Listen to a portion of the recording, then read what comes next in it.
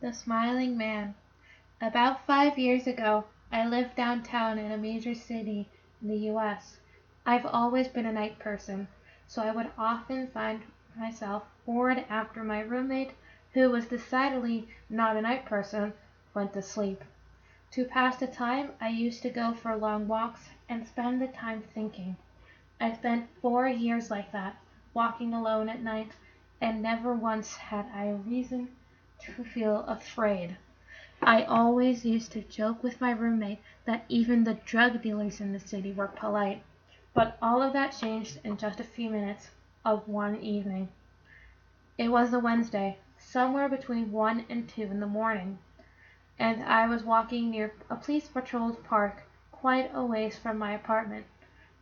It was a quiet night, even for a weeknight, with very little traffic and almost no one on foot.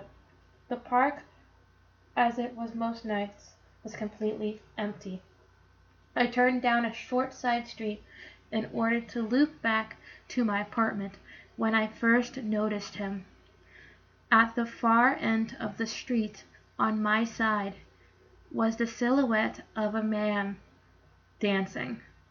It was a strange dance, similar to a waltz, but he finished each box with an odd forward stride. I guess you could say he was dance walking, headed straight for me. Deciding he was probably drunk, I stepped as close as I could to the road, to give him the majority of the sidewalk to pass me by. The closer he got, the more I realized how gracefully he was moving. He was very tall and lanky, and wearing an old suit. He danced closer still, until I could make out his face. His eyes were wide open, wide and wild.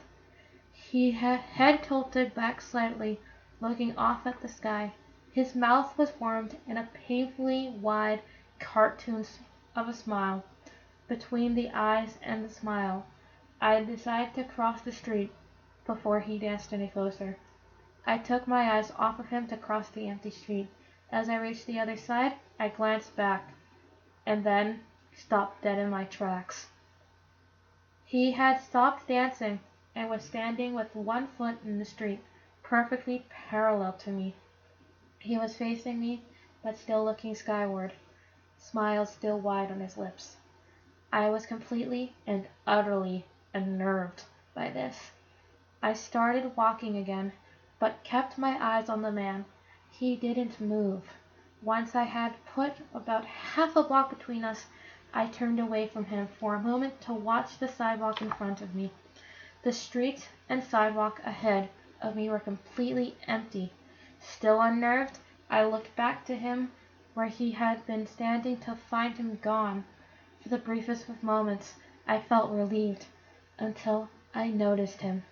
He had crossed the street and was now slightly crouched down.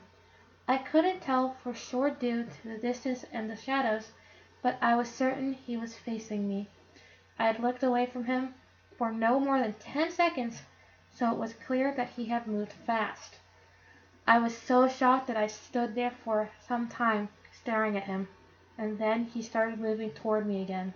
He took giant, exaggerated tiptoed steps, as if he were a cartoon character sneaking up on someone, except he was moving very, very quickly. I'd like to say, at this point, I ran away or pulled out my pepper spray or my cell phone or anything at all, but I didn't. I just stood there, completely frozen, as the smiling man kept toward me. And then he stopped again, about a car length away from me, still smiling his smile, still looking to the sky. When I finally found my voice, I blurted out the first thing that came to mind. What I meant to ask was, "What do you want?" in an angry, commanding tone. What came out was a whimper. "What?" Regardless of whether or not humans can smell fear, they can certainly hear it. I heard it in my own voice, and that only made me more afraid. But he didn't react to it at all. He just stood there, smiling. And then, after what felt like forever, he turned around very slowly and started dance walking away just like that. Not wanting to turn my back to him again, I just watched him go, until he was far enough away to almost be out of sight. And then I realized something. He wasn't moving away anymore, nor was he dancing. I watched in horror as the distant shape of him grew larger and larger. He was coming back my way, and this time he was running. I ran too. I ran until I was off of the side road and back onto a better lit road with sparse traffic. Looking behind me then, he was nowhere to be found.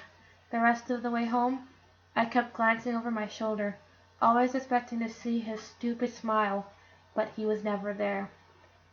I lived in that city for 6 months after that night, and I never went out for another walk. There was something about his face that always haunted me. He didn't look drunk. He didn't look high. He looked completely and utterly insane.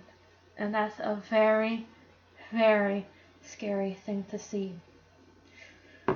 How was that, guys? This was my first creepy reading of The Smiley Man by Blue Tigle. Now, please keep in mind, I'm actually really new to this entire scene, so don't hate me if my voices suck or anything. I'm just trying my best. So thank you for listening, and I'll probably see you in the next reading I make. And remember, always look behind you, because they're watching.